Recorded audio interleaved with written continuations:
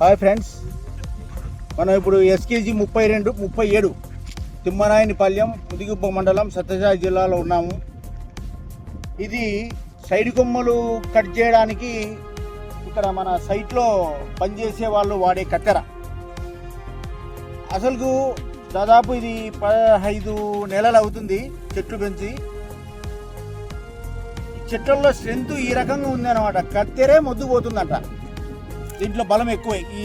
ఇట్లా ఇంత చిన్న చెట్లే కట్ చేయాలంటే దీని వెయిట్ అట్లే వస్తుంది, ప్లస్ మొద్దు బాగా స్ట్రెంత్గా తయారైంది. ఈ కత్తెరలే మొద్దు పోతున్నాయంట వాళ్ళు కట్ చేసే వాళ్ళు చెప్తున్నారు. ఇక్కడే ఉన్నారు మాతోనే ఆ కట్ చేసే వాళ్ళు కూడా. చూడండి మరి ఇంకా ఏ రకంగా చెట్లు ఇవి పెరిగే కొద్దీ 10 నుంచి 12 సంవత్సరాలు అని చెప్తున్నారు కదా.